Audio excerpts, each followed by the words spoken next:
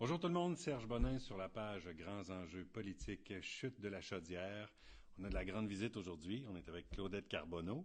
Bonjour. Bonjour, merci d'avoir accepté notre invitation, de nous offrir votre temps. Comme d'habitude, si vous aimez ce qu'on fait, vous pouvez toujours partager, commenter, évidemment. On est là avec vous, là, on est un petit 4-5 minutes à l'avance, mais je sens que les gens vont pouvoir venir nous rejoindre au fur et à mesure. Alors, vous pouvez commenter, poser vos questions, évidemment aussi, et puis aimer, comme d'habitude. Alors, aujourd'hui, on va parler de quoi? On va parler un petit peu de l'évolution du monde du travail, du Oui, syndicalisme OK. et tout ça, les jeunes, mais surtout, on va se concentrer sur la souveraineté. Qu'est-ce que c'est aujourd'hui? Où est-ce qu'on s'en va avec ça? Le mouvement souverainiste et puis l'Assemblée constituante proposée par les Oui Québec, dont vous êtes la Oui, présidente. tout à fait. Je vais commencer par votre petite biographie, si vous me le permettez. Alors, vous êtes une syndicaliste québécoise, bien sûr. Vous avez été la première femme présidente de la Confédération des syndicats nationaux et vous avez occupé ce poste de 2002 à 2011. Vous avez porté de nombreux dossiers auprès de bien des gouvernements québécois fédéraux que dans des nombreux colloques, forums, conférences auxquels vous avez participé au Québec ou à l'échelle internationale et vous avez travaillé au dossier de l'équité salariale dans les secteurs privés et publics.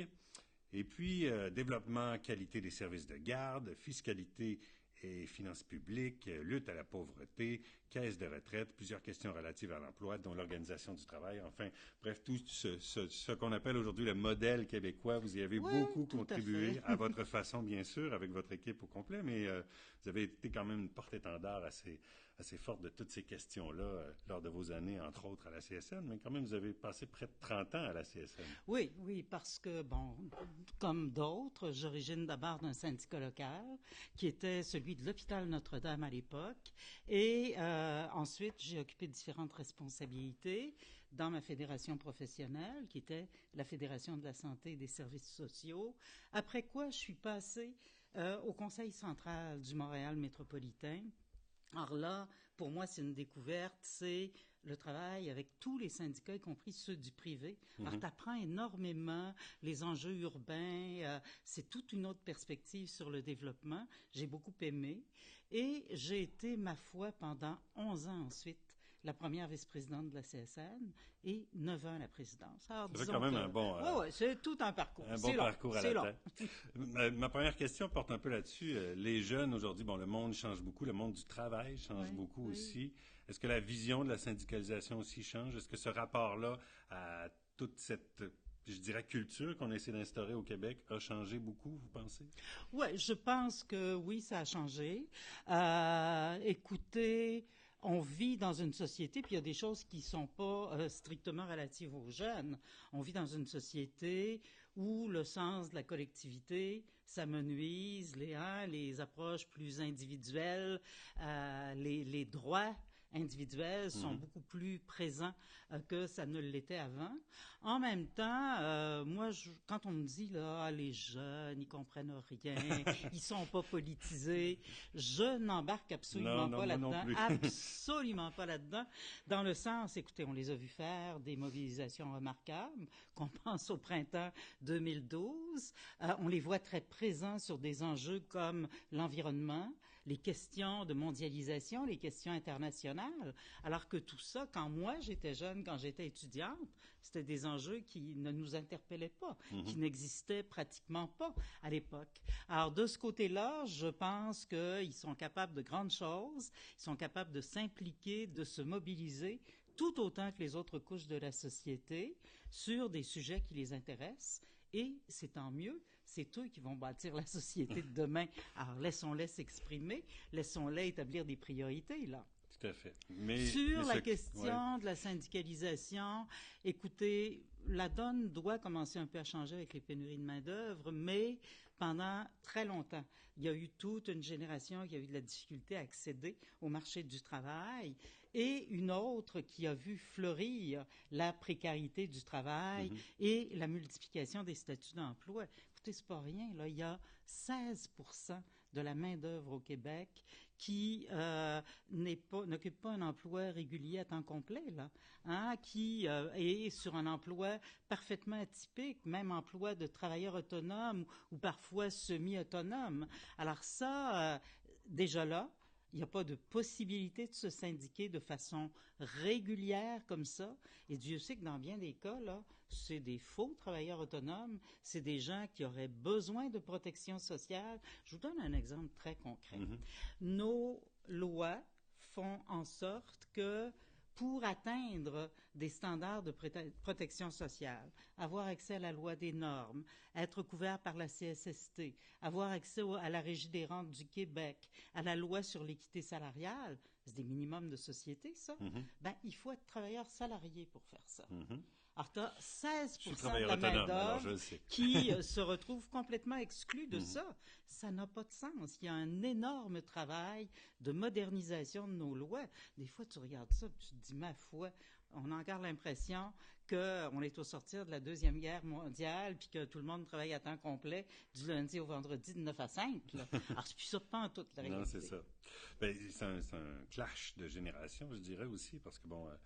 on a l'impression que pendant la Révolution tranquille, tout était en train de se créer. Plusieurs emplois sont venus. Puis là, pendant un temps, ces emplois-là étaient plus disponibles pour une génération, tout à fait. on dit X, là, si on veut l'étiqueter comme tel. Oui, qui a vu le marché du travail longtemps fermé pour elle. Est-ce que c'est en train de changer? Puis est-ce que ces postes-là, forcément, il y a des gens qui vont aller à la retraite de façon massive? Il y a des gens qui vont aller à la retraite. Écoutez, c'est la caractéristique du baby boom. On était très nombreux à accéder à ces postes-là. On les a maintenus pendant à peu près le même nombre d'années. Et là, aujourd'hui, ça va être un boom de départ à la retraite.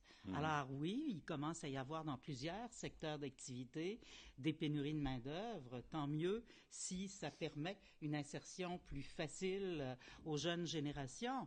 Mais par-delà ça, le marché du travail a beaucoup changé.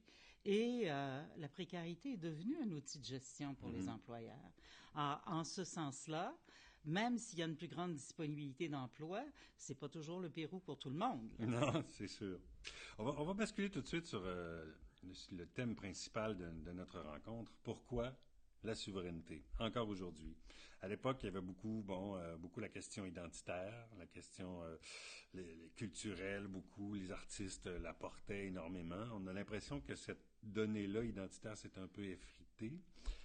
Il y a la question un peu, par la mondialisation, évidemment, l'espèce de mélange des cultures et des frontières. Moi, c'est un truc qui me porte encore. Mais je pense qu'il y a infiniment plus que ça. Le Québec d'aujourd'hui n'est pas le Québec de 95, n'est pas le Québec de 80, n'est pas le Québec de 76 aussi. L'accession au pouvoir du PQ. Il y a quand même eu des choses qui ont été faites. La loi 101, on peut lui trouver des lacunes, j'en suis, mais il y a quand même un minimum qui a été franchi. L'école française obligatoire pour tous les nouveaux arrivants. Bon, il y a quand même des exemples probants. Alors, à tort ou à raison, ça crée un sentiment de sécurité qui était beaucoup moins présent dans les années 70, dans les années 80. D'autre part, il faut se souvenir de la condition socio-économique des Québécoises et des Québécois dans les années 70, dans les années 60. Écoutez, on était au bas de l'échelle. Et le projet de souveraineté, oui, on le déclinait beaucoup autour de la langue, autour de la culture, mais c'était vu par la population comme un grand projet émancipateur. C'était la prolongation aussi de la Révolution tranquille. Il avait fallu se donner des institutions collectives pour se sortir un peu de la misère et tenter d'avoir notre part au soleil en termes de prospérité. Alors, c'était vu un peu comme le chaînon manquant qu'il fallait à tout prix se donner pour pouvoir s'affirmer, confirmer notre développement, assurer notre progrès collectif. C'est la suite de la Révolution tranquille. Oui. C'est vraiment dans l'émancipation. Aujourd'hui, disons que la dimension culturelle, il y a ce sentiment de sécurité plus grand autour de la question linguistique. Le Québec, comme toutes les sociétés, est une société beaucoup plus diversifiée que ce ne l'était par le passé. Et je pense que c'est un phénomène qui est là pour rester. Écoutez, c'est pas vrai que la question nationale ne peut progresser que autour d'arguments culturels. Donnons-nous un Non, exemple très tout à fait. concret. L'Écosse, OK? Ils parlent la même langue, c'est sensiblement la même culture que le reste de l'Angleterre, mais pourtant, il y a une volonté là très claire de fierté, d'affirmation nationale, une volonté saine, mature, de contrôler son propre destin.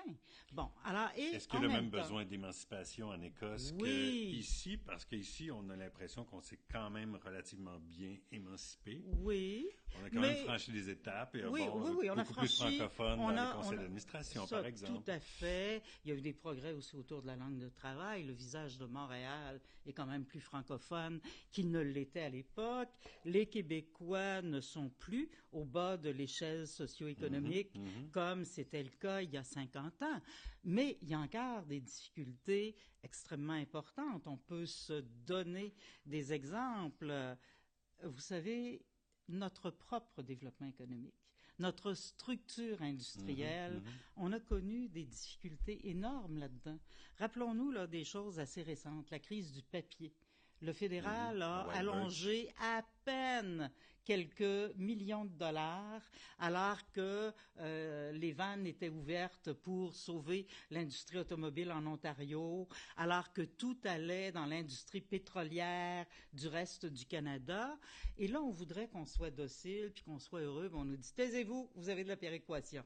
Ben, moi, je pense que donnons-nous les outils de développement économique, permettons-nous de développer notre plein potentiel, notre économie, et on n'en aura pas besoin de cette péréquation-là. Parce que la Alors, péréquation, bon, c'est ce qui revient toujours. Hein? On est c'est au ce qui crochet du revient. On n'est pas Canada. d'abord au crochet du Non, c'est Canada. ça. On en paye beaucoup comme Québécoises et Québécois, hein, parce que nous aussi, on contribue à ce fonds particulier qu'est la péréquation.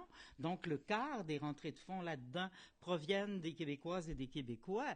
Et oui, on en reçoit, mais en même temps, per capita, là, par personne, on est ceux qui en reçoivent le moins au Canada. Après l'Ontario Et qui a commencé à en recevoir. oui, après mais l'Ontario qui a parmi commencé. les provinces qui en reçoivent. Oui, voilà. Alors donc de ce côté-là, là, il y a beaucoup de mythes, il y a beaucoup de mensonges. Ben, c'est que le autour chiffre de est cette gros. Là. On est question-là. rendu Mais à oui. quoi? 12 milliards, je Ben pense, oui, cette oui, année. oui. Mais, Sauf que, mais on en et envoie en même 50 temps, milliards et en même temps, c'est un peu comme si c'était un don qui était fait par les autres provinces canadiennes. Je regrette, là. Tout le monde y contribue et laissons-nous notre part de développement économique, retrouvons notre part d'investissement public fédéral. Vous avez dans la région là l'histoire du chantier de la Davie. Ben écoutez, un exemple classique c'est et très probant, très très imminent. probant là. Écoutez, c'est absolument abominable là. Il y a 3 grands chantiers maritimes au Canada. Normalement, dans la part des investissements fédéraux, chacune des provinces devrait pouvoir retrouver quelque chose qui ressemble un peu plus à sa part. Écoutez, c'est une somme dérisoire qui a été versée là-bas avec des conséquences très concrètes. Alors des qu'ils ont pertes prouvé d'emplois. avec l'Astérix qu'ils étaient capables d'être Tout à fait. les plus efficaces à moindre coût. Oui, là. tout à fait. Alors bon, on pourrait multiplier les exemples comme ça. Écoutez, l'environnement qui est particulièrement cher aux jeunes et qui va devenir un enjeu de développement et un enjeu de société de façon de plus en plus marquée avec les réchauffements climatiques, ben, on a un avantage au Québec.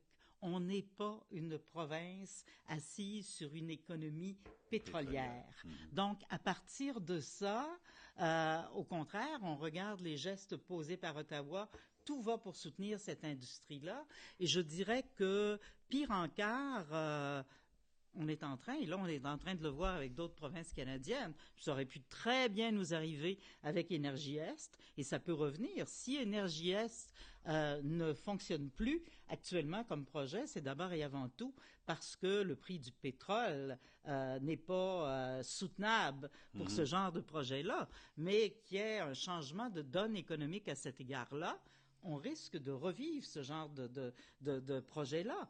Et là, voyez-vous, malgré l'opposition d'une province, malgré le manque d'acceptabilité sociale. Vous voyez ce qui est en train de se passer en Colombie-Britannique. Vous avez Justin Trudeau qui roule de la musculature et qui dit non, non, non, mes lois sont suprêmes et c'est notre juridiction. Alors à partir de ça, tassez-vous, ça va se faire.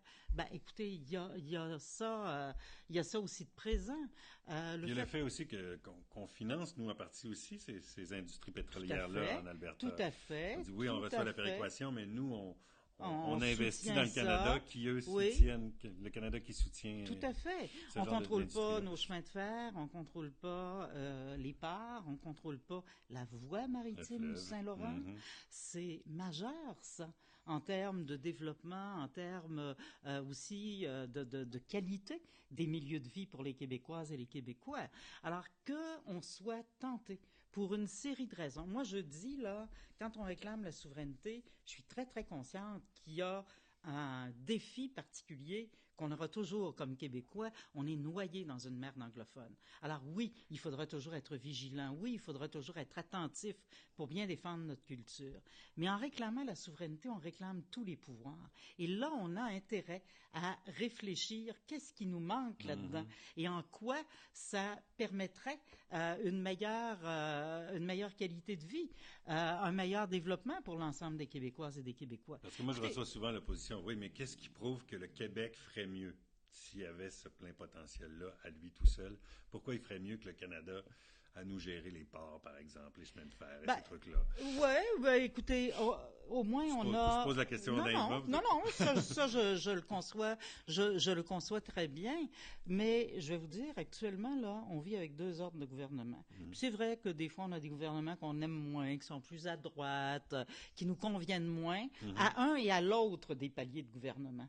Et il s'agit que t'aies précisément un palier plus réticent et l'autre plus ouvert dans une conjoncture X pour que, au fond, tu aies l'obligation de synchroniser continuellement les bonnes opportunités pour qu'elles puissent se concrétiser.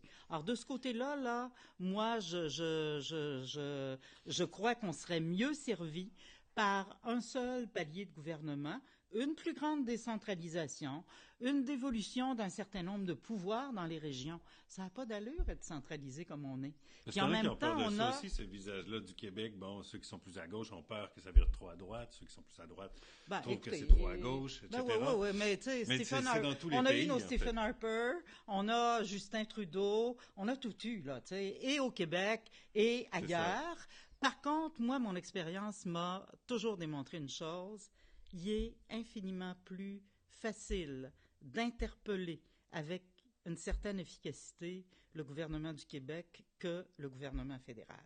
Moi, j'ai, pendant 30 ans, là, mené des batailles syndicales, OK, et des batailles sociales beaucoup plus larges que le contenu d'une convention collective. Je vais vous dire, asseoir le fédéral, là, il y aura toujours la bonne raison qu'il n'y a pas d'unanimité au Canada, puis que les intérêts sont différents, puis que les points de vue sont différents.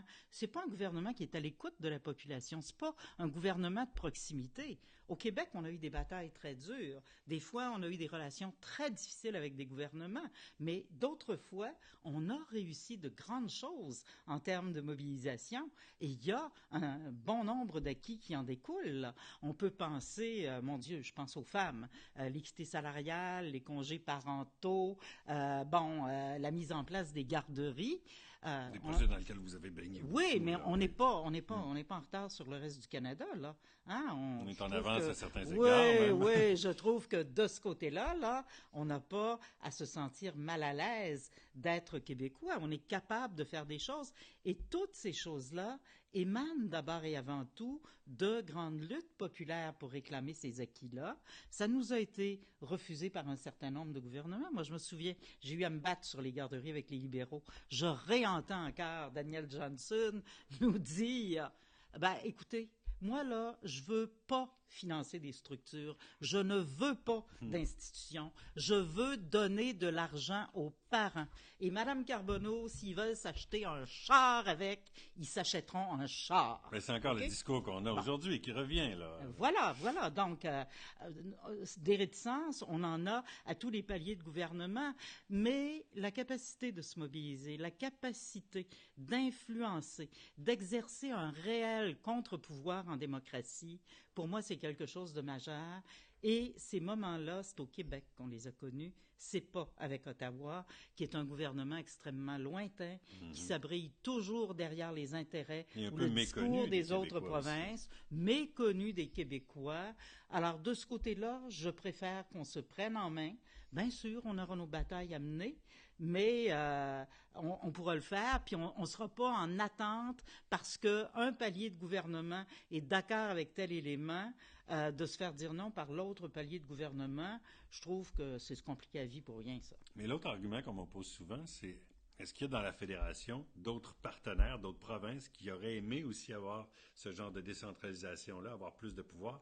Puis le fait qu'on a travaillé de notre côté à dire nous, on est une société distincte, on s'est un peu isolé dans un coin plutôt que de travailler tout le monde ensemble pour essayer de décentraliser cette bête-là. Enfin, ça, c'est l'argument que j'entends souvent du côté fédéraliste. Oui, mais écoutez, moi, je dois vous dire que faut avoir la mémoire courte, là.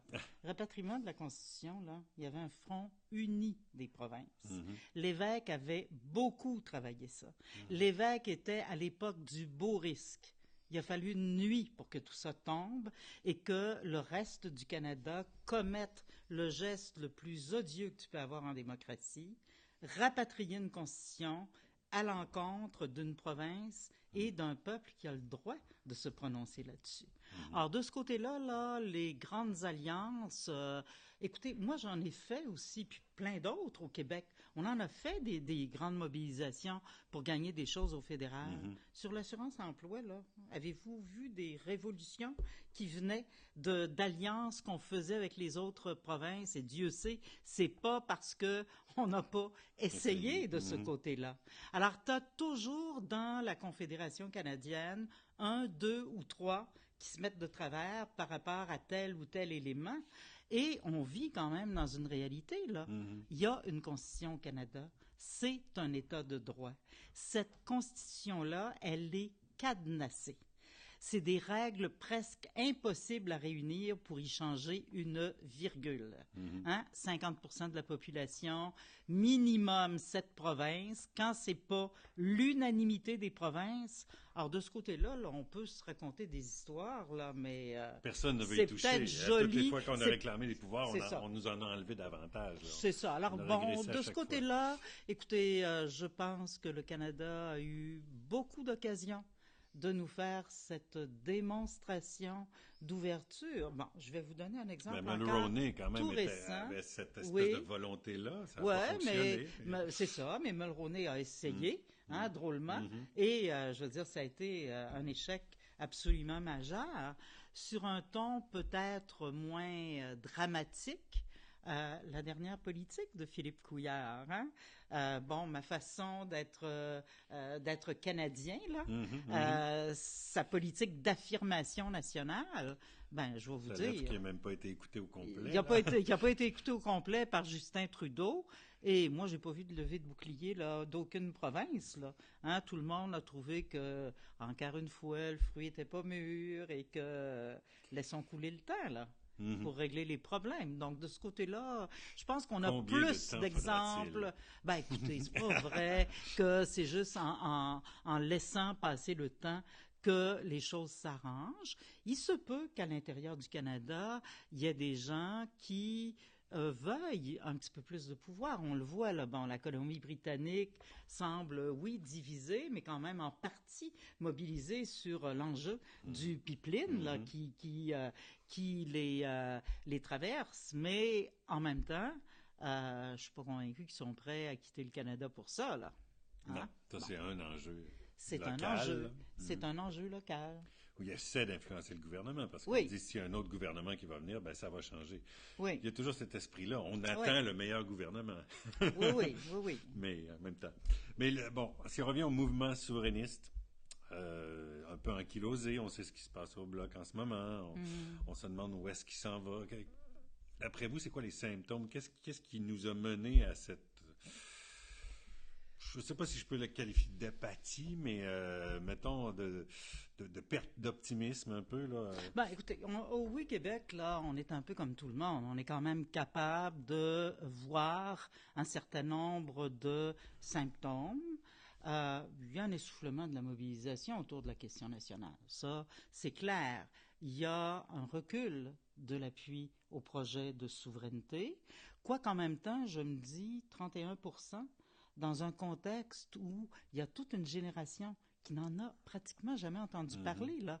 Le dernier grand débat de société qu'on a eu, c'est 95, autour de cette question-là. Après ça, on a un peu fermé À les livres par l'élection, dire, eh oui, là, c'est un échec. Eh oui. Même Et si- depuis ce temps-là, et on va le voir, là, à l'automne 2018, il y a 1,2 million de Québécoises et de Québécois qui vont avoir droit de vote, mais qui n'étaient pas nés ou pas en âge de voter en 1995. Alors, on voit que, moi, qu'on soit encore 31% là, pour une question dont on n'a pas parlé depuis plus de 20 ans, là, je trouve C'est quand même pas mal. c'est quand même pas mal.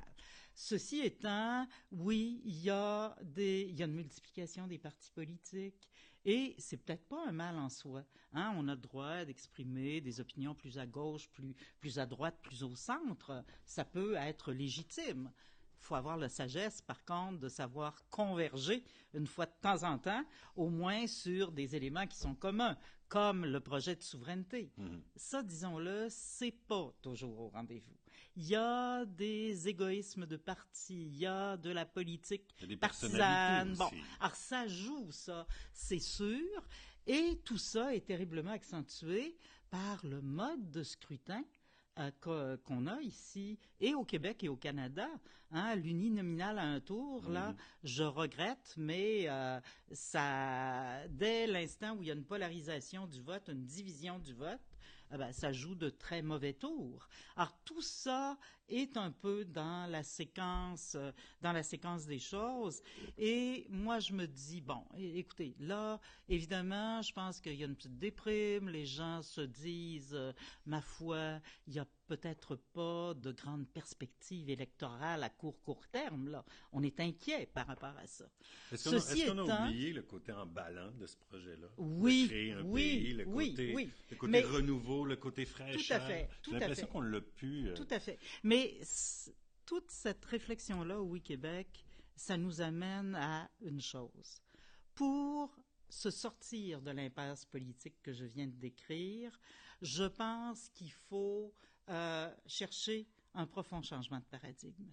Et dans la société d'aujourd'hui, traversée par une crise des institutions, on ne peut plus laisser aux seuls partis politiques des questions importantes comme celle de la souveraineté. Et parmi leurs remèdes, je pense qu'il faut remettre au premier plan le vieux principe de la souveraineté populaire. C'est majeur. Ça, qu'est-ce que ça veut dire? Ça veut dire réinstaller les citoyennes et les citoyens au cœur du projet de souveraineté.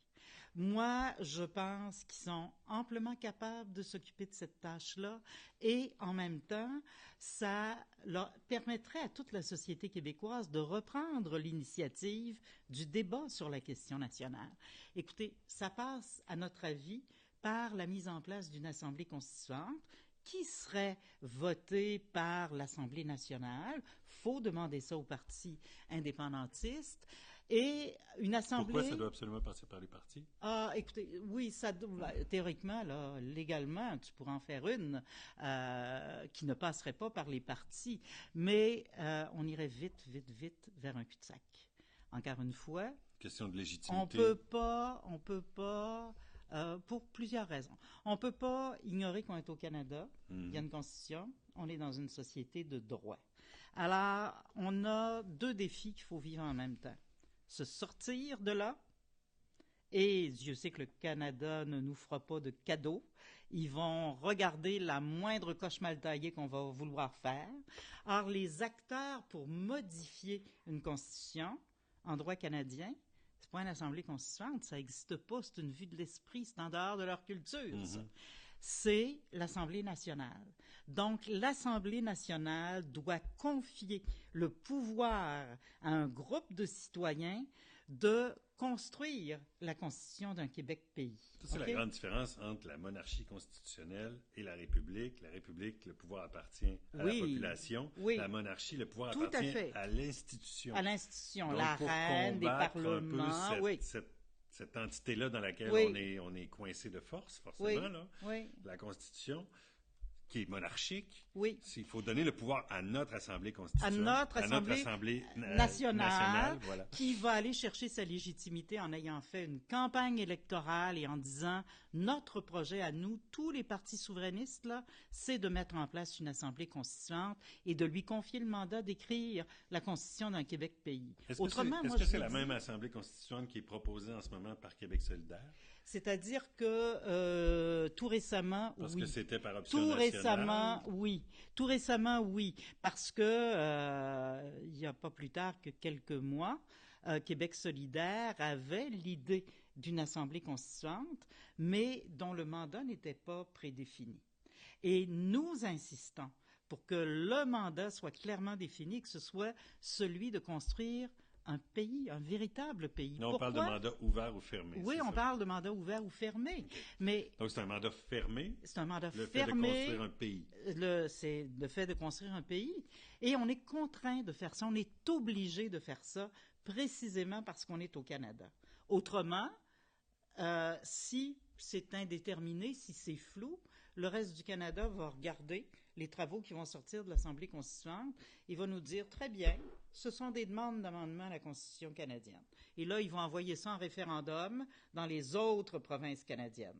Or, attendons la réponse. Hein? Elle est assez connue d'avance. Donc, on ne peut pas se piéger de cette façon-là. Faut être conscient de la réalité dans laquelle on évolue et se dire, écoutez, puis moi, j'en veux pas au Canada, je le comprends. Si j'étais première ministre du Canada, je comprendrais que ma responsabilité, c'est de défendre l'intégrité du pays. Bon. Alors, à partir de ça, là, ils nous feront pas de cadeaux, ils nous en ont pas fait en 95, hein, on l'a vu par toutes sortes de tactiques, et ils nous en feront pas non plus, donc on ne peut pas se comporter n'importe comment. En même temps, demander à un groupe de citoyens de construire la Constitution d'un Québec pays et leur demander d'abord de procéder à une vaste consultation populaire autour de ça, c'est quelque chose de merveilleux. Dans le sens où les gens vont redécouvrir. Est-ce qu'on va avoir l'impression que c'est seulement 30% qui ont envie de le faire puis que les autres sont un peu off? Là, on n'embarque pas dans votre projet, ça a l'air d'une autre stratégie pour faire lever une idée qui passe pas. Non, c'est ça qu'il faut essayer de mettre en place. Je ne le crois pas. Écoutez, le meilleur exemple qu'on a, c'est celui de 95, où c'était pas une assemblée constituante, mais il y avait eu quand même une idée forte de la part de Jacques Parizeau, celle de mettre en place les fameuses commissions sur l'avenir du Québec.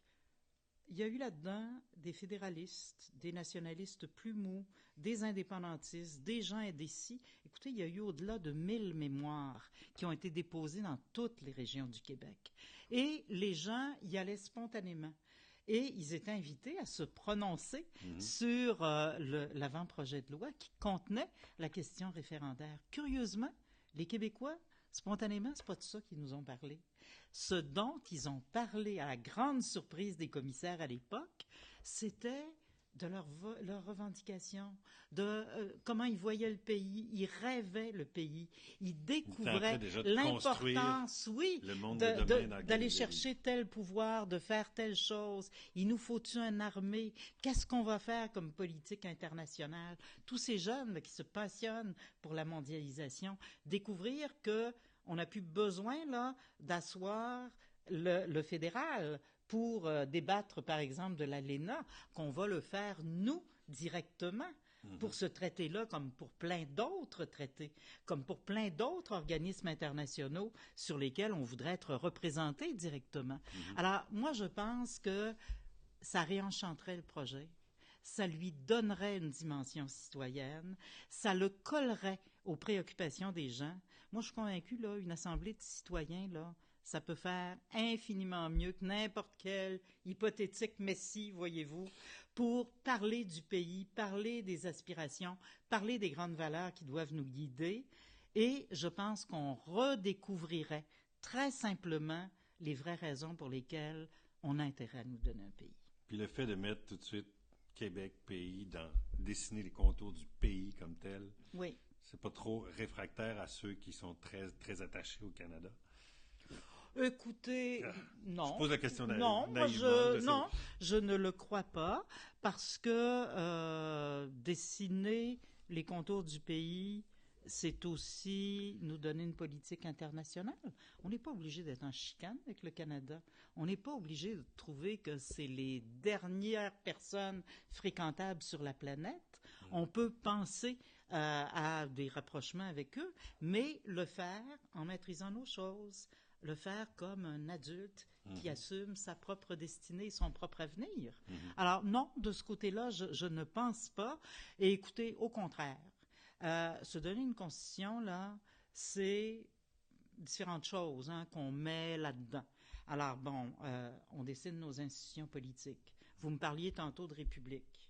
Moi, faisant un sondage demain matin là, chez les Québécois, là, je pense pas qu'il y en ait beaucoup qui rêvent d'une monarchie et qui rêvent de garder la reine Élisabeth. Là. Je pense vraiment pas. Je pense qu'au contraire, je pense qu'on est à 88% pour abolir la monarchie. C'est en plein ça. C'est en plein ça. Donc, de ce côté-là... Est-ce qu'on saisit bien la différence entre une monarchie et une république? Est-ce que la population est assez éduquée civiquement pour comprendre... Il y a toujours du travail à faire en termes d'éducation civique, c'est vrai.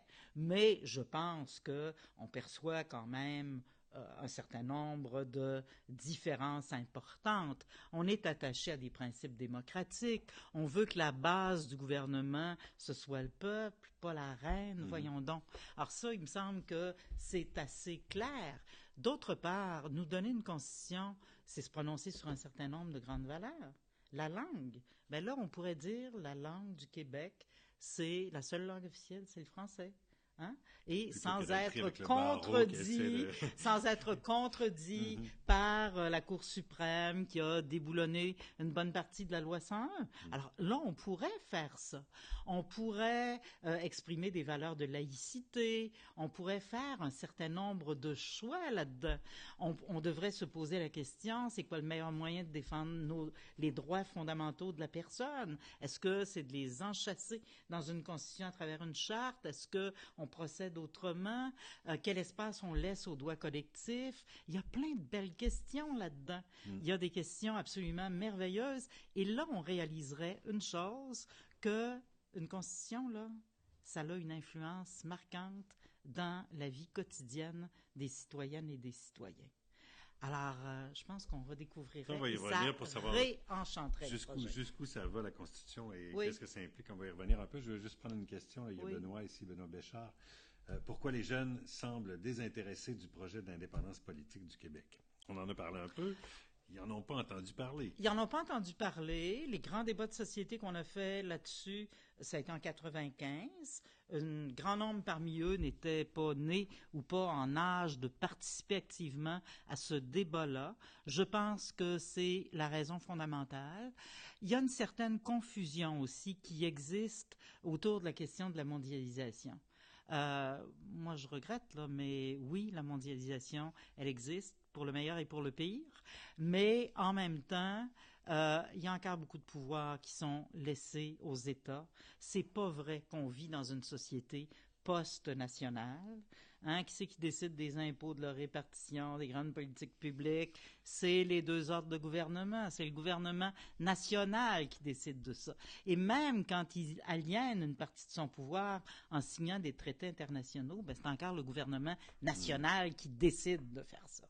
Donc, de ce côté-là, je pense que, au contraire, si on voit qu'il y a un enjeu très important, il y a des enjeux très importants autour de la mondialisation, mais plaçons-nous en position d'être là directement sur la scène internationale pour parler en notre nom. On a des choses à apporter comme Québécoises et Québécois. On a des valeurs, on a une culture, on a une façon d'être. Alors, oui, on a des choses à dire. Est-ce que les jeunes ont peur du nationalisme, de la fierté nationale, d'afficher qui ils sont dans leurs racines? Ou... Ben, écoutez, il y a eu des débats difficiles autour des questions Oui. identitaires, ça c'est clair. Et c'est clair que cette génération-là, elle est moins apeurée devant le phénomène de diversification de la population. Elle a côtoyé ça dès le jeune âge dans ses écoles et elle est certainement plus réfractaire à une définition plus frileuse de la nation québécoise. Mais si on revient à l'origine du projet, que ce soit René Lévesque, que ce soit tous les grands ténors du mouvement national québécois, c'était un mouvement ouvert sur le monde. La définition de la nation, c'était tous ceux et toutes celles qui habitent au Québec et qui veulent que ce soit leur pays. Et c'est encore ça qu'on doit porter. Bon, il y a eu quelques dérives, on a fait des débats difficiles. Oui, je sais que ça ferme. C'est ce qu'on appelle le nationalisme civique. Là. Oui, c'est le nationalisme versus civique. le nationalisme ethnique qui a été reconnu par Harper, mais forcément, nous, on souhaitait une reconnaissance plus civique tout ethnique. Tout à fait. Et écoutez, la formule d'Harper, elle est grossière. Là. Il nous disait, nous reconnaissons que le Québec est une nation à l'intérieur d'un Canada uni. Là, Alors, tu peux être la nation, mais certainement pas la nation avec tout son potentiel politique qui inclut le droit de choisir son avenir et le type de société dans lequel on veut vivre, là. Et comment on intéresse les jeunes, finalement, pour finir sur cette question-là? Ben, écoutez, moi, je pense que ce qu'on porte, ce projet de constituante, les jeunes sont très interpellés par une revitalisation de la démocratie. Tu les vois se mobiliser autour de questions comme le mode de scrutin. Ils trouvent que le droit de vote aux 4 ans, c'est un lien un peu ténu avec la démocratie. Avec raison. Mais avec raison, tout à fait. Mais là, posons un geste éminemment citoyen. Redonnons une assemblée citoyenne parfaitement représentative, parité homme-femme, parfaitement représentative de la minorité anglophone, de la composition ethnoculturelle du Québec, à laquelle on inviterait en les reconnaissant, parce qu'on a déjà fait ça au Québec. On a reconnu les 11 nations autochtones, où on les inviterait à participer à cette assemblée constituante et à définir avec nous une place aussi pour les jeunes, où tout ce monde-là tenterait de redéfinir, après un vaste débat public, après une vaste consultation, un pays qui soit en phase avec nos valeurs puis nos aspirations. Est-ce que c'est possible? Parce que le Québec me semble de plus en plus polarisé. Est-ce que c'est une polarisation de façade ou moi j'ai l'impression que les gens se campent sur leur position puis ils ne veulent rien savoir. Si je suis à droite, je veux rien savoir de la gauche. Si je suis à gauche, je veux rien savoir de la droite. Il y a la guerre des environnementalistes contre ceux qui mais disent qu'ils exagèrent tout le temps. Moi, je pense qu'un projet de constitution appuyé sur une assemblée très, très, très représentative du Québec, tu dessines les grands contours du pays, là. Et je trouve que c'est une belle solution de compromis entre deux tendances, puis je vais les caractériser par des phrases choc. Dans un camp, on dit la souveraineté, c'est pas à gauche, c'est pas à droite, c'est en avant. Il y a du monde qui trouve que ça donne pas assez de détails sur le type de société dans lequel on va vivre, que ça ressemble au chèque en blanc. De l'autre côté, tu as des gens qui s'abrient derrière l'idée qu'il faut réunir 102 000 conditions avant de pouvoir dire oui. Alors, tu sais, le monde qui rêve, là, qui rêve que le projet de constitution, là, ça peut être le bottin téléphonique de la ville de New York, là, détrompez-vous. Chacun son Ça pays ne dans sa tête, sera pas ça. Ça ne peut pas être ça. Mais on a au Québec, là, malgré tout, moi, j'ai vécu ça dans énormément d'assemblées, en dehors des cadres syndicaux, là. On a quand même une culture de débat et de concertation qui est peut-être plus présente qu'ailleurs. Et on sait, à des moments donnés, la nécessité de trouver les voies de passage, de trouver les choses qui nous font suffisamment avancer sans hypothéquer tout le débat démocratique des 20, 30 ou 50 prochaines années. On est capable de faire ça. On l'a démontré à maintes reprises. Et moi, je pense que l'idée d'une constituante représentative, c'est ça que ça donnerait. Puis concrètement, ça serait quoi concrètement? C'est une commission qui se déplace d'endroit en endroit pour entendre des gens? Concrètement, reprenons là... On tire des gens au hasard? Puis, non, reprenons les grandes étapes, OK? Nous, ce qu'on met au jeu, c'est la chose suivante. D'une part, pour bien asseoir la légitimité du processus et ne pas tomber dans un piège par rapport au reste du Canada, d'abord, il y a une campagne électorale qui se fait avec une priorité qui est portée par tous les partis souverainistes. Si on est élu, on va mettre en place une assemblée constituante pour rédiger la constitution d'un Québec-pays. Ça, c'est la première étape. La deuxième, là, la majorité indépendantiste est élue. Le mode de scrutin proportionnel n'a pas de lien avec ça nécessairement? Écoutez, où on commence par ça? Non, pas nécessairement. Parce que là, la CAQ semble vouloir le mettre, le PQ dit c'est une nécessité. Oui. Mais je pense que dans tous les cas de figure, ça peut passer et par une hypothèse où il y a un changement au mode de scrutin. Je pense qu'on est dû. Et ça pourrait aussi passer par une hypothèse où il y a une convergence entre les partis indépendantistes, où sur ce minimum de programme-là, l'idée d'une assemblée constituante, on s'entend et on la porte, malgré nos différences. Alors, les deux voies sont possibles. Une fois élue une majorité d'indépendantistes, parce qu'il y a eu une réforme de mode de scrutin ou parce qu'il y aurait eu un geste fort de convergence qui aurait été posé, une fois cette assemblée élue-là, elle va d'abord voter une constitution provisoire pour bien baliser la démarche de l'Assemblée constituante. J'embarque pas dans le jargon juridique. Après ça, elle va voter une loi pour désigner une assemblée constituante. Tout ça est à définir. Ouais. Il y a toutes sortes de modèles à travers le monde. Mais est-ce que le parti doit le définir avant d'aller en élection, normalement?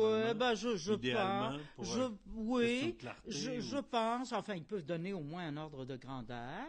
Je pense qu'il peut... Écoutez, quand on a travaillé, parce qu'on a d'abord travaillé ça avec tous les partis indépendantistes, et Oui Québec comme groupe citoyen. Donc, c'était le Bloc québécois, c'était le Bloc, c'était le PQ, Option nationale et Québec solidaire à l'époque. Alors, tout ce beau monde-là, on s'était entendu que, écoutez, on n'avait pas défini le nombre. Ça restait un débat à poursuivre entre nous, mais tu sais, il y a des ordres de grandeur, je pense, qui peuvent être donnés. On peut regarder, ça a été très fouillé par l'IRE, comment ça s'est vécu à l'échelle internationale, et ça se vit encore, là, tu sais, 2008, c'était l'Islande. Parce qu'il y en a dans plein. Ben oui, il y a plein de modèles là-dessus. Ce qu'on voulait, c'était une assemblée où, au départ, il y avait aucun élu de l'Assemblée nationale qui se retrouvait là-dessus. C'était essentiellement des citoyennes et des citoyens.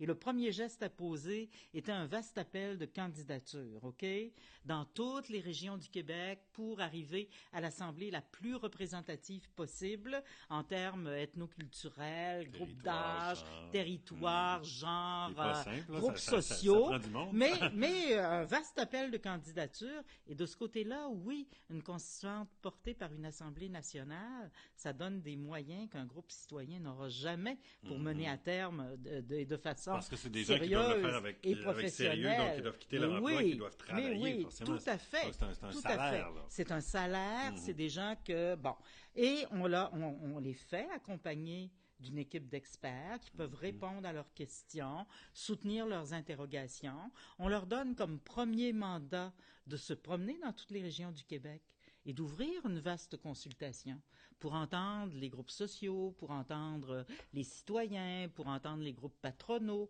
pour entendre tout le monde. Et là, imaginez-vous là, comme émulation dans la société québécoise. Là, tu sais, quand on se dit « Ah, on va attendre les bonnes conditions pour reprendre le débat », ben voilà, on fait ça, il est reparti le débat. On reprend l'initiative du débat sur la question nationale en faisant ça. Et on se donne le temps nécessaire de faire ça. Après Est-ce que les États généraux du Canada français, ça ressemblait à ça? C'est-à-dire, oui et non. L'objectif n'était pas d'écrire une constitution, OK? Ça a été des assises extrêmement importantes au Canada et au Québec. On a réalisé que la meilleure façon de défendre le fait français, c'était de créer un pôle national au Québec.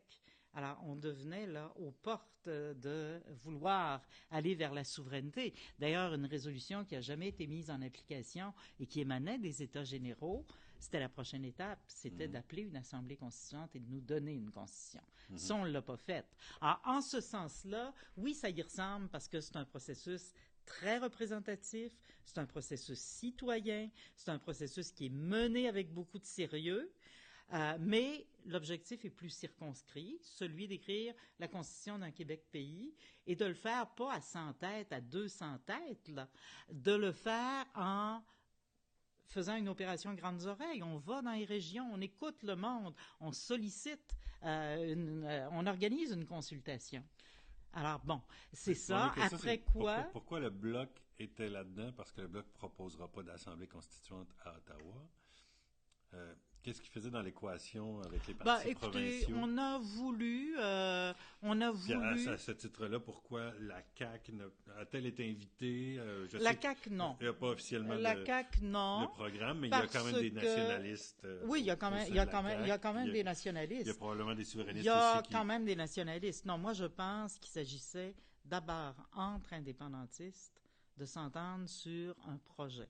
Après quoi, quand c'est porté par un groupe à l'Assemblée nationale, là, je suis pas du tout fermé. Au contraire, je trouve très utile d'interpeller la CAQ là-dessus. Oui, tout à fait, de le faire. Tout ça se vit dans différentes étapes. C'est juste une façon de faire naître le projet. Là. Voilà. Et le Bloc, écoutez, on cherchait le consensus le plus large de tous les souverainistes. Alors, pourquoi pas le Bloc? Ça ne consacrait pas un palier d'intervention au fédéral pour bâtir la Constitution du Québec, là. Ça n'a jamais été dans les intentions, ça n'a jamais été réclamé par personne à la table des Oui Québec, OK? Mais on considérait que quant à faire le débat avec les partis politiques, comme on visait le consensus le plus large de tous les indépendantistes, il y avait une place pour le Bloc. OK. Je vais aller à la question ici. Question de Frédéric qui dit « La démarche d'accession à l'indépendance décrite par Mme Carbonneau, Assemblée constituante, est-elle inusitée? Y a-t-il des pays qui ont emprunté cette voie? » On a commencé à en parler un peu. L'IRA en a recensé. IRAI, si vous voulez trouver sur le web. Oui. Donc, peut-être nous donner quelques exemples concrets là, de comment ça s'est passé. Vous avez parlé peut-être un peu de... Écoutez, il y a des centaines d'assemblées constituantes. C'est des centaines. Sur 200 pays. Oui. Et c'est... écoutez, il y en a qui ont repris l'exercice en fait, plusieurs fois, qui ont renouvelé leur constitution à travers ça. Mais il y a un très, très, très grand nombre de pays qui l'ont fait. Et vous savez, là, le mot, il est un petit peu obscur. Là. On se dit, mon Dieu... ils se sont-tu enfargés dans un livre d'histoire et est-ce qu'ils rêvent de 1789 ou encore de la Constitution américaine? Il y a des exemples beaucoup plus récents. Alors écoutez, tous les pays d'Amérique latine se sont donné des assemblées constituantes récemment. L'Islande l'a fait en 2008. Israël s'en est donné. Il y a plein de pays. Il y a une excellente étude que vous allez retrouver sur le site de l'IRA parce que quand on a fait les travaux avec les partis politiques, on voulait que ce soit des travaux sérieux. Et on voulait au départ là, que tout le monde prenne un peu de distance. Là. Moi, je voulais pas que les gens viennent me réciter ce qu'il y avait dans les programmes. Là. Je sais lire. Alors, je savais que pour avancer, il fallait se donner de l'espace, de l'air un peu. Et on s'était adjoint des experts. Daniel Turp était de ceux-là, Robert Laplante, Danick Parenteau nous ont accompagnés et chacun avait un certain nombre de questions à préparer au départ, préparer des exposés. Dans le cas de Daniel Turp, on lui avait demandé justement d'étudier à travers le monde des modes d'accession à l'indépendance, d'étudier aussi les constituantes. Il y en a eu combien? C'est un phénomène récent.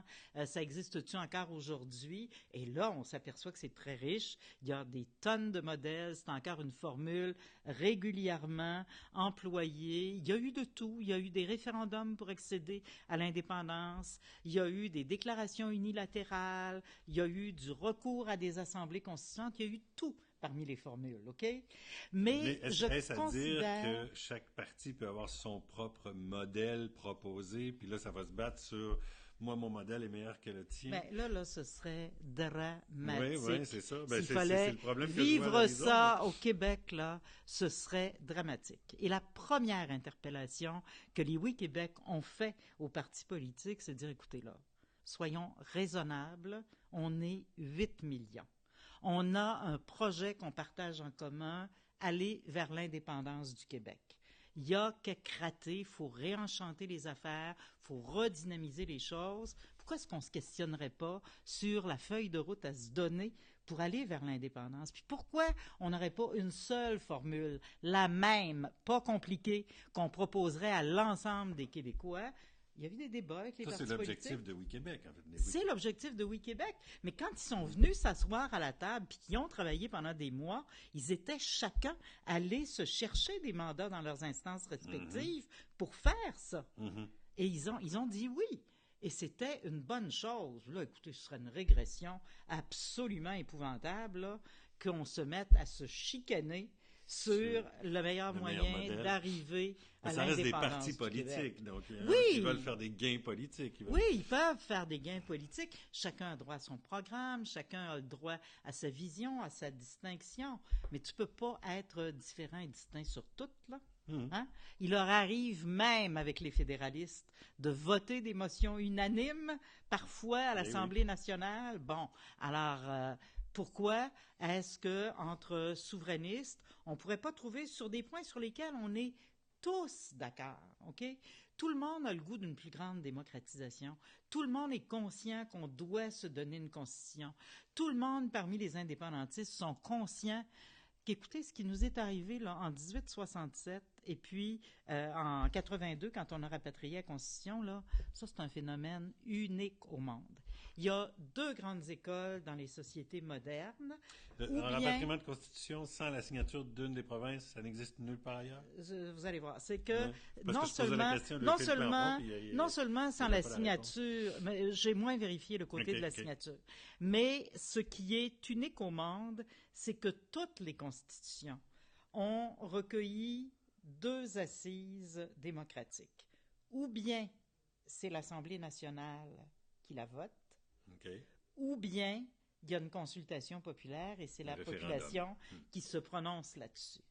En 1867, on n'a pas eu ça. Ça s'est fait sans consultation, sans vote de l'Assemblée nationale. En 82, ça s'est fait même à l'encontre de la position de l'Assemblée nationale, où, rappelons-le, même les partis fédéralistes ont voté contre le rapatriement de la Constitution. Alors, de ce côté-là, là, comme assise démocratique à cette pièce centrale qui régit notre vie politique, économique, sociale, culturelle au quotidien, ben c'est un précédent antidémocratique qui existe nulle part au monde.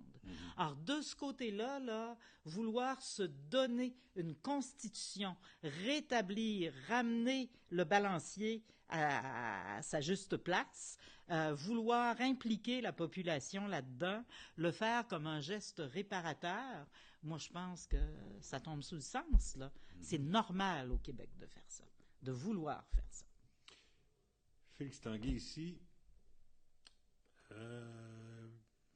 C'est la réponse à la question des jeunes, donc, parce qu'on n'en parle pas depuis 23 ans, mais on recommence à en parler, donc c'était la suite de la question, donc merci Félix pour ton interaction. Alors, on en est, on a fait quand même pas mal de millages là, à travers tout ça.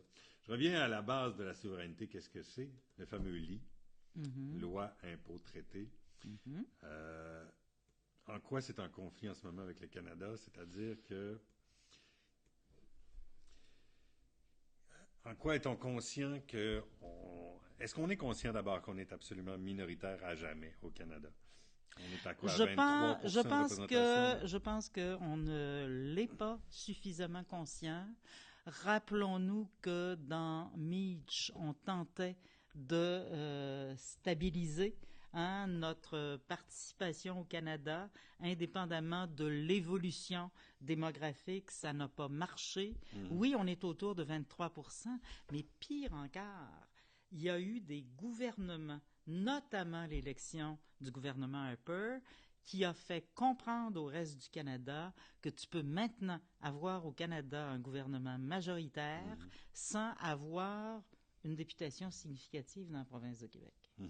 Alors ça, là, c'est quelque chose de majeur et de ce côté-là... Mais il y a d'autres provinces qui doivent vivre ça aussi. Oui, on a 23%, mais il y a d'autres provinces qui ont un pourcentage beaucoup moins et qui, eux, se sentent quand même distincts du reste du Canada à certains égards. Oui, mais ils sont pas... C'est pas une nation. Hein? On est une nation. Ben pour moi, il y a On 5-6 est nations différentes dans le Canada quand même. On est, je pense, celle qui se distingue le plus des autres. Non, Là. moi je pense qu'on est une vraie nation au sens politique et sociologique du terme, dans le sens on a une langue distincte, on a une histoire distincte, on a une culture distincte. Alors, de ce côté-là, on a toutes les caractéristiques des nations. Et non seulement on est une nation, mais on est une nation infiniment plus fragile en Amérique du Nord que ne le sont les gens de l'île du Prince-Édouard, de la Nouvelle-Écosse, du Manitoba. Mettez-en, là. Ils n'ont pas cette fragilité-là. Les autres sont renforcés par le Canada. Mais oui. Alors, de ce côté-là, notre position, elle est assez unique, là. Donc, oui, on n'est peut-être pas suffisamment conscient de ça. Et écoutez, l'arrogance du gouvernement fédéral. On le voit là, tu sais, Trudeau, là, ce qu'il dit, les lois environnementales, ouais, mais il y a suprématie des lois canadiennes, etc. C'est notre compétence. Mais pour moi, c'est un des pires. Là. Il va beaucoup plus loin que son père. Oui. Là. Il est en train de nier sa propre nation à lui, de toute façon, là, au détriment de toutes les autres. Oui. Le pouvoir de dépenser. Écoutez, là, quand on a instauré le programme les programmes de santé dans les années 60. Le fédéral, pour nous convaincre de l'installer au Québec, payait 50% des dépenses. Aujourd'hui, c'est des paiements de transfert qui sont à la discrétion totale du gouvernement canadien et on est rendu à 21 quelques % de remboursement par Ottawa. Alors, disons que, et c'est une mission importante, c'est une mission lourde, l'éducation, on a beau se dire, là, c'est le Québec, on peut-tu se dire qu'avec les fonds de recherche, disons que le fédéral en prend pas mal large là-dessus, les bourses du millénaire, etc. Il y a eu plein, Canada, mais les oui, mais oui, de recherche. Voilà. Alors, tu sais, tout ça, c'est tous des éléments qui font que le Canada prend de plus en plus de place ici. Là. Oui. Et écoutez, je vais aller même plus loin, et ça m'amène à vous parler du livre que le Réseau des citoyennes pour l'indépendance, un comité femmes des Oui Québec vient de publier. Ben écoutez, on retrouve là-dedans des exemples aussi concrets que on s'est toujours dit les garderies, la question de l'équité salariale, la question des congés parentaux. Ouais, ça là, c'est de compétence québécoise. Puis le fédéral n'a rien à voir là-dedans. Ben moi, je vais vous dire, là, j'ai travaillé pendant des années dans ces dossiers-là et je vais vous démontrer, preuve à l'appui, qu'on se fait encore imposer des choses par le fédéral. Équité salariale, il y a 15% de la main-d'œuvre au Québec qui travaille dans des entreprises de compétences fédérales. Alors, c'est les banques. C'est 15%, c'est quand même pas mal. 12, 15, là, autour de. Oui. Mais c'est quand même un nombre considérable de salariés. Alors, la fonction publique fédérale, les sociétés de la couronne, les parts, les élévateurs à grains, les banques, la radio, les télécommunications. Bref, il y a beaucoup de secteurs. On a une loi sur l'équité salariale ici au Québec. Elle s'applique pas à ce 15%. Elle s'applique pas là, à cette partie-là de la main-d'œuvre. Alors que, mon Dieu, si on veut être équitable envers les femmes, on voudrait être équitable envers toutes les femmes québécoises. Mais est-ce qu'il y a quand même une certaine équité dans ce 15%? C'est-à-dire ils ont un minimum de lois, mais beaucoup moins contraignant, beaucoup moins avancé que la loi sur l'équité salariale qu'on peut avoir. Trudeau vient de s'en rendre compte. Là, dans le dernier budget, ça n'a rien à voir avec un budget, il a annoncé qu'il y aurait une belle loi sur l'équité salariale. Moi, je demande à voir. Tant mieux si on en a une. Je suis pas une partisane de la politique du pire, mais on m'a promis ça pendant 25 ans au Québec avant d'avoir la bonne loi. Alors, de ce côté-là, ils ont des preuves à faire. Ils ont des preuves à faire. Ça, c'est une première démonstration. Les congés parentaux. Les congés parentaux, là, ça découle du sommet économique de 1996. Ça a pris 10 ans de négociations avec le fédéral avant de pouvoir les instaurer. On a voté la loi en 97 au Québec et le programme n'a démarré qu'en 2006. Alors, c'était Jean Chrétien qui était là. Il trouvait qu'il fallait donner la chance aux coureurs. Il a allongé le congé maternité. Il a fait d'autres affaires, mais rien de ce qu'on réclamait fondamentalement comme régime distinctif, les Québécois. On voulait pas juste changer la feuille d'érable là, pour y mettre une fleur de lys puis en faire une bataille de drapeaux. Le débat était pas là. On voulait des gains substantiels pour les parents québécois. Ça nous a pris 10 ans. Et pourtant, on avait le droit de rapatrier ce programme-là. C'était dans notre champ de compétences. Il a fallu que le gouvernement du Québec menace d'aller en Cour suprême et devant les tribunaux pour que le gouvernement fédéral commence à se raisonner et finisse par accepter. Parce que le gouvernement fédéral travaille contre sa propre Constitution. Il la dépasse constamment. Mais nous, on n'a pas le droit. Mais non. Et écoutez, l'autre type de programme où on croit qu'on a toutes les compétences, les services de garde. Les services de garde, là, quand ça a été mis en place, on voulait développer. Longtemps, ça a été le manque de place. La demande était très forte. C'était un grand progrès pour les enfants, pour les parents, pour l'éducation précoce. C'était un progrès à tout égard pour les femmes. Leur accès au marché du travail, leur indépendance financière, pour les pères aussi. C'était un bienfait pour tout le monde. On aurait eu besoin de pouvoir gérer convenablement tous nos impôts. Les impôts qu'on envoie là, dans le reste du Canada, croyez-le ou non, le fédéral, il les rembourse aux parents en crédit d'impôt pour les garderies. Et tous ceux qui avaient une place dans les garderies à 5 $, ils étaient privés du crédit d'impôt. Donc, aucune remise au Québec, même si mais c'est encore le débat en ce moment. Là. Mais oui, c'est encore un débat en ce moment. Alors, de ce côté-là, c'est la liberté de choisir du parent. Oui, c'est la liberté de choisir du parent. Mais de ce côté-là, qu'il y a des études qui prouvent que les CPS... Je sais, mais de ce côté-là, ils ont une aide passive du gouvernement fédéral. Ils pourraient faire beaucoup moins s'il n'y avait pas ce crédit d'impôt fédéral-là. Et on l'a pas demandé, au contraire. On demandait, nous, de pouvoir tout mettre dans les institutions et de construire un réseau qui soit de qualité et qui réponde aux besoins des enfants et des parents. Alors, voyez-vous, là, les exemples, comment ça dépasse la question des impôts, ça dépasse la question des champs de compétences, même dans des champs où on pense avoir nos pleines compétences, on a continuellement des gens bêtes. Ça n'a pas de bon sens. Il faut se prendre en main. C'est quand on dit que c'est contre-productif, puis que les dédoublements et tout ça, chacun tire sur sa couverte. Puis... Donc, en fait, le gouvernement du Québec aurait préféré recevoir cet argent-là plutôt qu'il soit donné aux familles, puis qu'on l'investisse comme il faut dans les CPE pour l'ouvrir à tout le monde, pour que tout le monde ait accès à ce bas prix-là, et même peut-être baisser le prix. Puis développer le nombre de places en conséquence qu'il fallait investir dans des services de qualité. Il y avait des projets de développement autour des CPE aussi. L'idée d'un centre à la petite enfance, on aurait pu y greffer d'autres services à la famille. Bref, par exemple? Écoutez, ça aurait pu être, je sais pas moi, des conférences, du soutien parental. On pourrait imaginer toutes sortes de choses sur la base d'un quartier pour venir soutenir le monde de la famille et le monde de la petite enfance.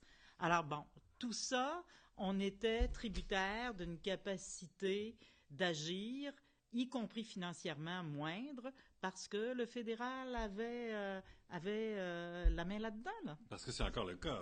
En santé, qui occupe 50% du budget du Québec. Puis c'est ça. Puis il décide à chaque budget de la hauteur des transferts qu'il fait en santé. Et ils vont le donner où ils veulent aussi. Ben oui. Puis à chaque fois, c'est le débat. On va-tu leur poser des conditions? Puis là, on recommence continuellement la même chose. Là. OK. Pour l'état de la démocratie, on en a quand même parlé. Ça, on a fait le tour de ça. Où est-ce qu'on en est? Parce que là, on a fait du coq à l'âne. J'avais plusieurs trucs de près, mais on a quand même avancé beaucoup. Peut-être l'émission du Oui Québec comme telle, mobilisation autour du projet d'indépendance, convergence des forces indépendantistes dont on a parlé. Les tables régionales partout sur le territoire, qu'est-ce que c'est? Est-ce que c'est en cours en ce moment? Écoutez, on a pratiquement complété la couverture de l'ensemble du Québec. Est-ce que c'est à petite échelle une forme d'assemblée constituante sur des tables régionales? Non, c'est l'équivalent du Oui Québec national, mais au niveau d'une région.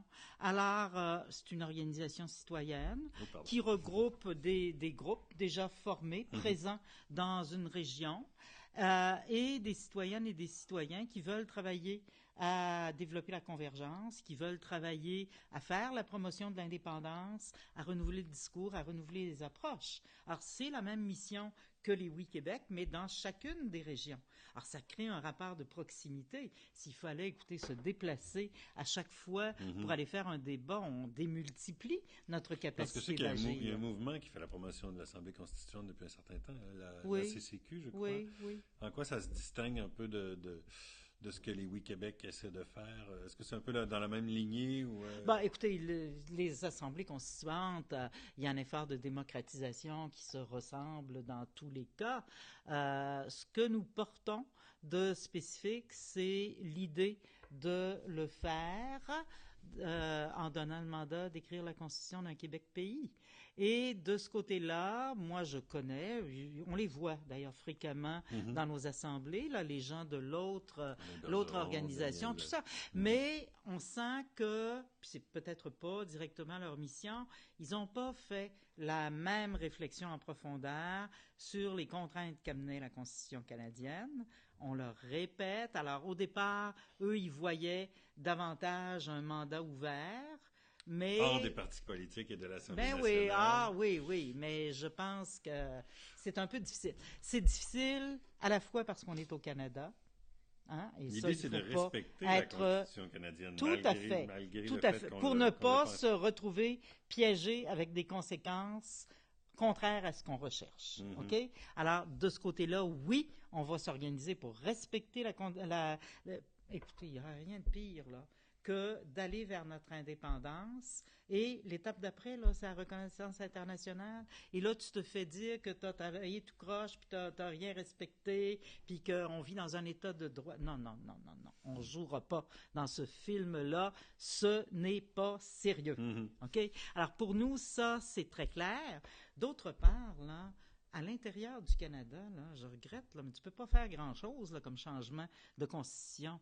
Il y a une province canadienne qui s'est donné une constitution interne, c'est la Colombie-Britannique. Alors, le premier article, tous les éléments de cette constitution sont 100% compatibles avec la constitution canadienne. OK? Et s'il devait y avoir un conflit entre les deux, c'est la constitution canadienne qui prévaut. Bon. Alors, tu peux plus redéfinir les compétences, tu peux plus redéfinir les institutions politiques, tu peux plus te prononcer sur la charte canadienne. Parce qu'il y a eu quand même plusieurs propositions de constitution québécoise. Bon, Binet, entre autres. Oui. Aussi. Oui, non, mais et il y a là-dedans des projets fort intéressants dans leur contenu. Et ça, moi, je pense, mais la grande différence, c'est de mettre au jeu des citoyennes et des citoyens, ouvrir le débat citoyen. C'est pas d'abord et avant tout un débat de spécialistes. Les citoyens peuvent s'appuyer sur une expertise de spécialistes, mais en même temps, là, c'est une question de démocratie que de définir dans quel pays tu veux vivre. Et c'est la grande différence entre les deux approches. Alors, c'est pas une constitution pour une constitution. Un contexte de... Parce que le Bloc semble en présenter une aussi en disant que ça va être la constitution transitoire en attendant qu'il y ait une assemblée constituante. Écoutez, ça, l'idée d'une constitution transitoire, oui, il en faut une. Nous, on la voit au Québec parce que c'est la constitution transitoire du Québec et je pense que ça relève de l'Assemblée nationale du Québec de se donner une constitution transitoire. Là. Et c'était la base précisément du projet sur lequel on avait tous fait consensus, Bloc y compris. Donc, l'idée, c'est d'avoir une constitution provisoire. Oui.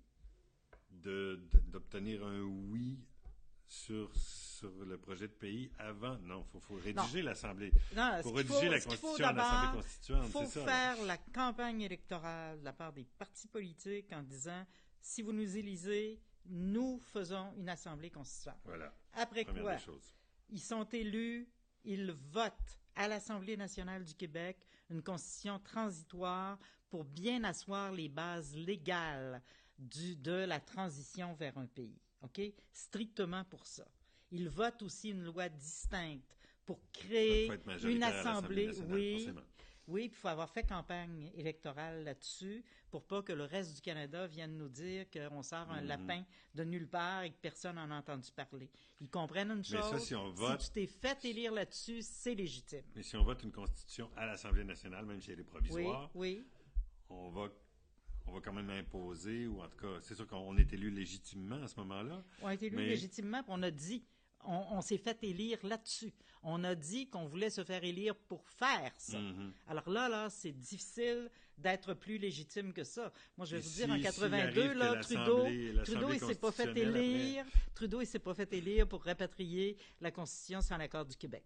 Ça, hein, c'est on ne peut plus clair. C'est Il a clair. tenu le discours inverse. Mhm. Hein, nous mettrons nos sièges en jeu, etc. Là, on la connaît l'histoire de ce côté-là. Alors, on n'aura pas de On veut leçon pas jouer à ça de non plus. démocratie à On veut pas recevoir répéter là-dessus, ça là. non plus. Là. Non. Mais à partir du moment où on dit, OK, on en met une provisoire, puis on met en place l'Assemblée constituante, est-ce que ça se peut que l'Assemblée constituante aboutisse sur rien de viable? C'est possible, ça? Ou... Ben écoutez, ceux qui sanctionneront, en bout de course, l'Assemblée constituante, elle va faire une proposition, elle va la remettre à l'Assemblée nationale.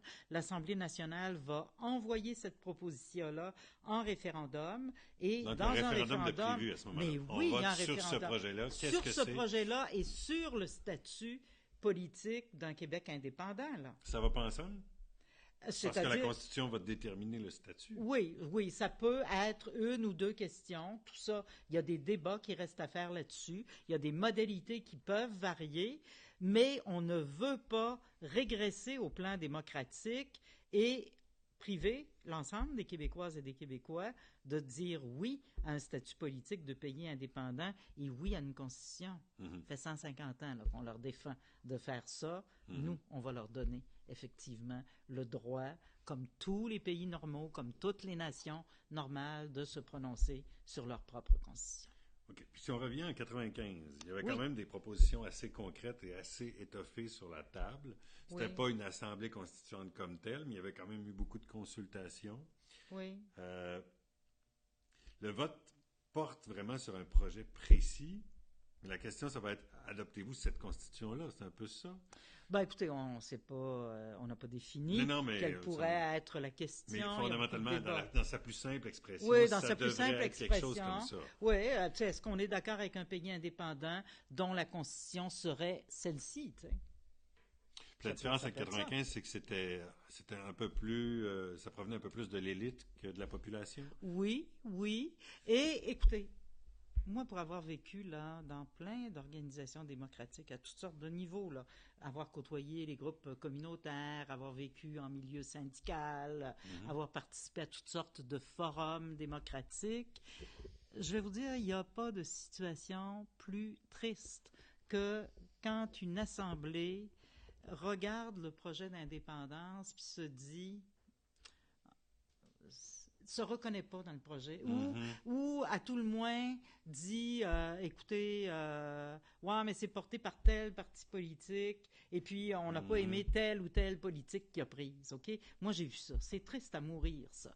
Et on fait le pari que si c'est une assemblée de citoyens qui définit ces choses-là, tu n'as plus le Même même si au rapport. départ, l'idée est portée par un parti politique, après ça, Oui. il se retire. C'est pas les C'est ça. députés, c'est pas les élus qui vont participer Pas à du ça. tout, là. pas du tout. C'est ça. C'est la population. C'est ça. C'est la population. Et les partis politiques vont avoir leur travail à faire. Hein, il va y avoir une campagne référendaire. Ils vont prendre part au débat. Ils vont plaider en faveur des mérites de nous donner un pays indépendant. Ça, c'est clair que ça va se faire, mais il n'y aura pas qu'une voix des partis politiques et il y aura moins le sentiment qu'il y a un rapport d'extériorité par rapport au projet de souveraineté ou encore que la souveraineté qu'on s'apprête à se donner, c'est une bebelle gouvernementale qui n'intéresse que les élus et ça n'a rien à voir avec la vie des citoyens. Mais j'en C'est reviens à ce cette- rapport-là qu'il faut briser. J'en reviens à cette difficulté-là des nations, des Premières Nations. Comment on peut écrire une constitution qui tient compte à la fois de cette particularité-là de 11 nations différentes qui vivent au Québec, en plus on peut parler de la nation anglophone ou en tout cas du groupe minoritaire anglophone, peu importe comment on l'appelle, et des autres entités. Comment on fait pour décrire une constitution qui tient compte de toutes ces réalités-là, donc qui ne les contraint pas, en fait. Ben, Ils ont écoutez, aussi droit à cette autodétermination-là, je présume? non, mais écoutez, la proposition sur laquelle on s'était entendu et qu'on continue à porter au niveau des Oui Québec, on ne parle pas de rien. Le gouvernement de René Lévesque a voté une motion de reconnaissance des nations autochtones. Il l'a fait avant l'adoption du Grand Pacte international sur le droit des nations autochtones, avant les Nations unies. Et cette résolution-là, elle reconnaissait déjà le droit à l'autonomie gouvernementale des nations autochtones. Okay? Alors, on veut les interpeller en leur disant, en leur rappelant l'existence de cette motion-là et en leur disant que notre interpellation, elle s'appuie sur ce que nous avons déjà reconnu, leur avons déjà reconnu comme Assemblée nationale. Alors, bon, il y a des choses où ils peuvent rêver de leur propre autodétermination et on n'est pas obligé d'avoir un projet qui est exactement le même pour les nations autochtones que pour le reste du Québec. Ça, c'est inclus dans le projet d'autonomie gouvernementale. Par contre, je suis convaincue qu'il y a plein de choses sur lesquelles on est capable de converger et ils peuvent vouloir aussi, à cause de leur caractère minoritaire, des protections particulières. Ils peuvent, je sais pas, moi je vous donne un exemple et c'est à eux de définir ça, c'est certainement pas à moi de le faire, mais ils peuvent peut-être vouloir qu'au cœur de la constitution du nouveau pays, il y ait une reconnaissance de cette charte signée maintenant par énormément de pays, cette Charte des Nations Unies sur les droits autochtones. OK? Ça pourrait être une de leurs demandes. Et vraisemblablement, les partis indépendantistes ont toujours dit qu'ils étaient prêts à signer ce document-là. Alors bon, si on est capable de le faire, tant mieux. Écoutez... Il pourrait y avoir une espèce de droit de veto sur certains... Bon, écoutez, moi, décisions, ce sera d'abord, faut les interpeller de nation à nation. OK? En leur rappelant que si on les interpelle, c'est comme nation à qui l'Assemblée nationale du Québec a déjà reconnu, un, l'existence, deux, un certain nombre de droits, et que nous souhaitons au préalable avoir avec eux, avec chacun d'entre eux, une discussion sur leur volonté de participer à cette Assemblée, sur le statut et les conditions de leur participation. Il y a un débat à faire, là. On ne s'est pas réunis en dehors des Premières Nations pour tout établir ça à leur place et leur dire, c'est à prendre ou à laisser. Pas du tout. Ça ouvre un débat en profondeur avec eux. Mais il faut reconnaître que ce serait merveilleux. On serait le premier pays moderne à définir les paramètres du pays en collaboration avec les Premières Nations. Ce serait intéressant. Et des exemples de participation autochtone à des assemblées constituantes, il y en a eu récemment en Amérique latine. Hein, il y en a eu dans les grands pays d'Amérique latine qui ont encore une forte composante de nations autochtones et elles y ont participé. Et ça a donné un certain nombre de résultats positifs. Je vais revenir à aux organismes un peu qui participent au Oui Québec, en fait, qui sont membres. On a la Fédération des travailleurs du Québec, la Confédération des syndicats nationaux, les réseaux des dirigeants et dirigeantes d'entreprises. Ça, c'est les représentants des mouvements sociaux. Après ça, il y a les représentations des organisations indépendantistes, donc le Mouvement des Québécois et Québécoises, Nouveau Mouvement pour le Québec et le Mouvement démocratique pour une Constitution du Québec, Réseau CAP sur l'indépendance, Société Saint-Jean-Baptiste de Montréal, Mouvement des étudiants souverainistes de l'Université de Montréal, Mouvement progressiste pour l'indépendance du Québec et Anglophones for Quebec Independence.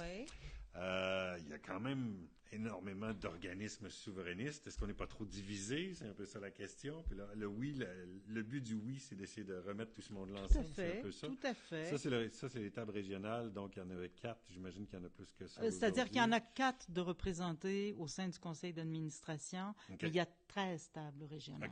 OK. Ça, c'est au sein du conseil d'administration. Oui. Puis, il y a des représentants citoyennes. Oui. Voilà. Donc, c'est ça. J'ai l'impression qu'il y a eu une démultiplication beaucoup des organismes souverainistes à gauche et à droite qui veulent tous un peu du financement, qui veulent tous des militants, qui veulent tous de l'énergie, de l'huile de bras et tout ça. Et chacun... Comment on fait pour vraiment converger puis dire, c'est nous qui portons le flambeau, puis on y va? Non.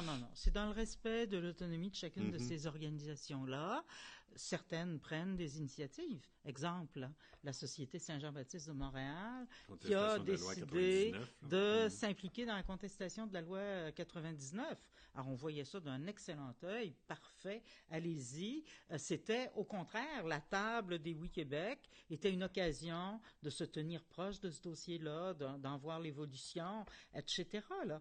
Donc, au contraire, c'est une volonté de nous renforcer les uns les autres, de partager nos expériences et de voir quel genre de projet on est capable de porter en commun, ce qui n'empêche pas chacune de ces organisations-là de se déployer comme elle l'entend, avec son propre programme, avec ses propres valeurs.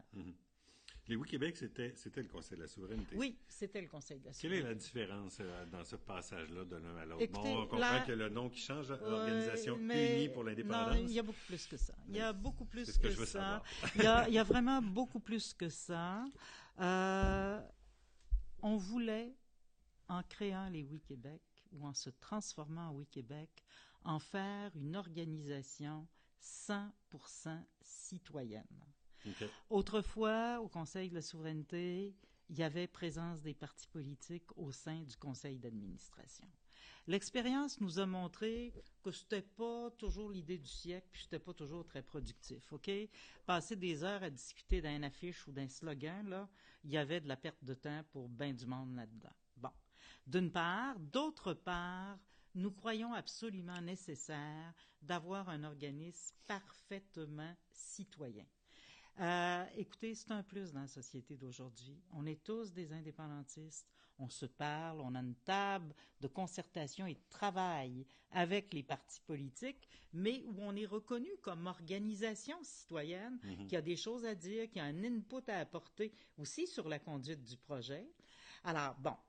Et par contre, avoir un organisme pleinement citoyen, là, c'est majeur. Quand tu es un parti politique, pour le meilleur et pour le pire, tu as toujours un bilan à porter, OK? Il n'y a rien de pire qu'un citoyen qui veut rien savoir, rien entendre, rien comprendre, se refuse à faire le débat parce que tu es un parti politique et parce que tu as pris telle ligne politique ou tu as voté telle ou telle politique à un moment donné. Ben, tant mieux si nous autres qui n'avons pas ce bilan à porter, tant mieux si on peut entrer en interaction avec ces gens-là, pousser le débat plus loin et démultiplier les appuis. Alors ça, c'est une force, au contraire, que d'avoir une société civile bien organisée. Et moi, ce qui me conforte terriblement, en Catalogne, OK, bon, là, ils sont dans une impasse politique, on en convient tous, mais il faut se rappeler qu'il y a 8 ans, il y avait un taux d'adhésion à l'indépendance qui était de 15%. Hein? Aujourd'hui, là, ils sont dans un tout autre ordre de débat. Et ce qui a été le principal moteur, ça a été l'organisation de la société civile. Écoutez, on les envie là, pour les grandes manifestations qu'ils sont capables de faire. 1 million de personnes dans les rues de Barcelone. Là. Moi, j'aimerais ça. C'est pas demain matin qu'on va être capable de faire ça, mais c'est essentiellement organisé par la société civile. OK? La société civile a joué un rôle majeur en Catalogne. Elle a assis les partis politiques indépendantistes, nationalistes, et elle les a forcés à ouvrir un dialogue et à se donner une feuille de route commune. Alors, quand on a fait comme si notre on faisait table... la même chose ici avec la CAQ et les nationalistes. Et y compris avec les partis souverainistes. Là. Parce que même entre eux, là, moi, je suis convaincu qu'ils ne s'appellent pas à 7 heures à tous les matins. Non, ça c'est sûr.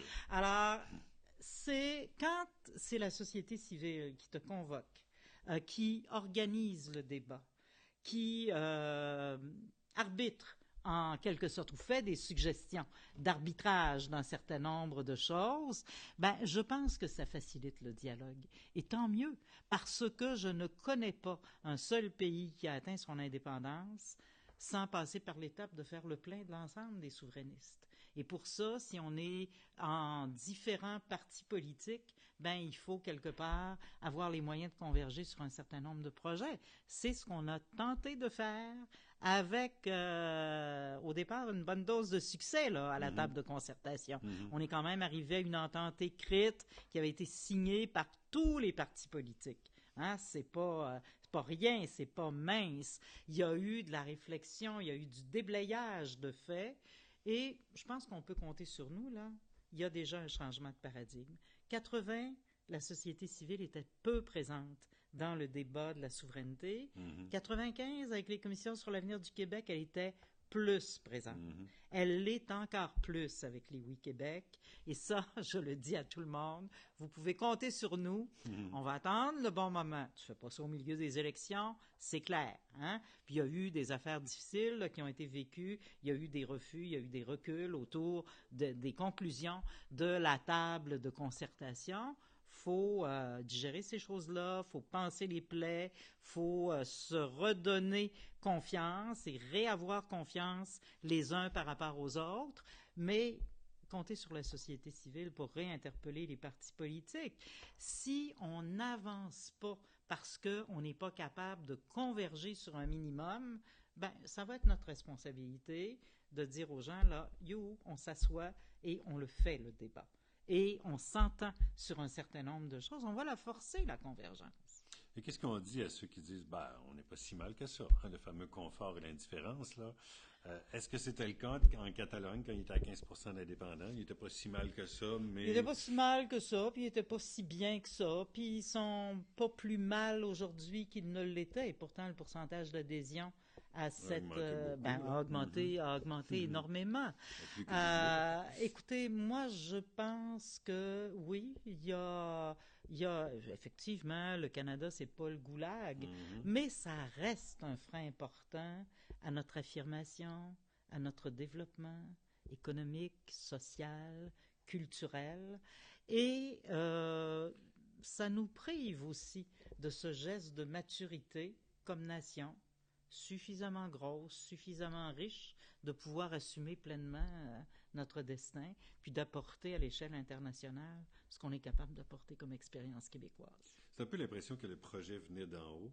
Oui. Puis qu'on est en train de le descendre pour le faire émerger oui, d'en bas. C'est un peu ça l'idée, là. Oui. À travers tout ça. OK. Ça fait quand même ça fait ça fait 1h30 qu'on est ensemble. Je vais juste aller, il y a Wiki Québec ici, qui est un wiki québécois, bien sûr, mais c'est vraiment centré sur l'indépendance, c'est ça? Il y a toutes sortes d'articles, d'argumentaires. Là, je vois qu'il y a des livres. C'est des livres qui sont à vendre là ou c'est les chapitres qui sont disponibles? Non, c'est des livres qu'on peut se procurer, sur notre boutique. Alors, vous voyez, il y a des livres qu'on a produits. Forger notre avenir en est un. Le livre des femmes, Un Québec pays, le Oui des femmes, c'est une production des Oui Québec. Mais on n'hésitait pas à faire la promotion du petit livre qui fait dire oui. C'était une initiative non partisane. Il va y en avoir un deuxième, d'ailleurs. Oui, il va y en avoir un deuxième. L'autre, c'est une publication qui n'a pas été faite directement par nous. On est capable d'avoir des collaborations, comme on a des collaborations avec Wiki Québec, là. Donc ça, on achète ça directement sur le site des Wiki Québec? Oui, on peut acheter ça sur le site des Wiki Québec. On peut se le procurer dans un certain nombre de librairies pour certains d'entre eux, là. Et sur Wiki Québec, il y a vraiment toutes sortes d'articles et toutes sortes de liens pour les plus curieux là, qui veulent aiguiser leur argumentaire, qui veulent comprendre aussi c'est quoi l'indépendance. Ça se peut que si vous êtes plus jeune, vous n'en ayez pas suffisamment entendu parler, puis il y a toutes sortes d'arguments qui sont là. Il y a la question du financement aussi. L'indépendance, j'y contribue. Bon, il y a des épinglettes, porte-clés à vendre. Et puis, il y a des cocktails de financement à gauche à droite. Il y a des cocktails de financement. Il y en a un justement tout à l'heure. Ce soir, ici, vous êtes à Québec. Spécifiquement pour ça. C'est pour ça que j'ai on en fait dans différentes régions. Écoutez, on vit essentiellement là, de dons et de contributions citoyennes. Là. On n'a pas de subventions gouvernementales. On n'a rien de tout ça. Et de ce côté-là, vous m'avez amené tantôt à parler du modèle catalan. Je vous avoue que je les envie un petit peu. Les grandes organisations de la société civile ont réussi à se bâtir un membership de 40 000 personnes qui leur versent régulièrement 5 € par mois. je peux vous dire que comme base pour travailler, faire des activités, c'est énorme. Alors, nous, il y a beaucoup de gens Il doit y avoir qui des nous objectifs font... concrets. Avez-vous établi déjà pour les Oui Québec, on aimerait ça arriver à tant de personnes qui nous donnent... Ben, écoutez, oui, à chaque fois qu'on adopte notre budget, parce qu'on est quand même une organisation Oui, démocratique, avec une assemblée générale, oui, on se fixe des cibles toujours en progression. On a tenté d'imaginer toutes sortes d'affaires autour des campagnes de financement, de la relance téléphonique, etc. On est continuellement là-dedans, là. En tout cas, si ça vous intéresse à l'aborder tout à l'heure, à partir de 5h30, si je ne m'abuse... Oui, tout à fait. Et je voudrais aussi, on tient beaucoup d'assemblées publiques. Mm-hmm. Et je voudrais attirer votre attention sur les prochaines. D'une part, on a fait une tournée régionale autour de la Constituante. Elle est presque terminée. Il nous reste une région. C'est le 26 mai prochain. Et on sera à Rimouski. Okay. Le 16 mai, avec les femmes qui ont produit le livre, Le Oui des femmes, on a une assemblée publique sur constituante et participation des femmes. Pourquoi l'objectif de parité, etc. Comment ça peut se vivre. Alors ça se tient à Montréal. Et surtout, le 9 juin prochain, il y a un énorme rassemblement de tous les indépendantistes que les Oui Québec organisent. C'est à Montréal, c'est au Théâtre de l'Espace Libre, le 9 juin prochain. Alors, un après-midi... Vous avez le calendrier bien intégré, c'est un après-midi, des activités très, très, très variées. On sort des prestations ordinaires. Il y a toutes sortes de choses qui vont se vivre dans cet après-midi-là. Ce n'est pas que de l'Assemblée classique. On a de grandes personnalités publiques qui ont décidé de s'associer à cet événement-là. Alors, je pense que c'est vraiment le rendez-vous à pas manquer, d'autant que c'est le début d'un processus où on va vouloir se transformer en mouvement catalyseur d'idées nouvelles, catalyseur de mobilisation pour nous donner un pays à travers une assemblée constituante et à travers une réelle participation citoyenne. Super. Ben, je vous remercie. Je vous remercie beaucoup de votre temps, de votre présence, de votre générosité aussi, d'avoir pris le temps de nous clarifier certains concepts, de répondre à toutes mes questions qui des fois étaient un peu plus tordues. Je jouais l'avocat du diable parce que quand même j'ai beaucoup lu sur le sujet puis je suis indépendantiste assumé, mais j'aime bien avoir les arguments, les contre-arguments aussi pour pouvoir y répondre. Tout à fait. Vous êtes sur la page Grands enjeux politiques, Chute de la Chaudière. Comme d'habitude, si vous appréciez ce qu'on fait, ne vous gênez pas pour partager. Si vous avez d'autres questions, ne vous gênez pas pour les soumettre aussi. Je pourrai toujours relancer Mme Carbonneau ou essayer d'y répondre moi-même si je suis capable, mais on pourra éventuellement y revenir. Alors, aimez, et puis on se donne rendez-vous mardi prochain, mardi soir. Je reçois Michel Lébreux, qui est le spécialiste historien sur le Pont de Québec. Donc, on va faire 2 semaines sur le Pont de Québec. La première semaine sur l'aspect patrimonial et tous les prix que le pont a remportés. Et la deuxième semaine, on aura 2 ingénieurs qui vont se poser des questions sur l'état du pont. Comment il est qu'on peut le préserver, est-ce qu'on peut le sauvegarder, est-ce qu'on doit en refaire un autre et comment on pourrait le faire. Alors, et on parlera aussi du fameux 3e lien qui est bien important sur la rive sud, qui est un débat très chaud. Alors, est-ce que c'est viable de le faire dans le premier mandat, comme M. Legault le promet? Alors, on parlera un peu de tout ça avec les ingénieurs. Alors, Pont de Québec et 3e lien, donc dans les prochaines semaines. Merci beaucoup et à bientôt. Bien.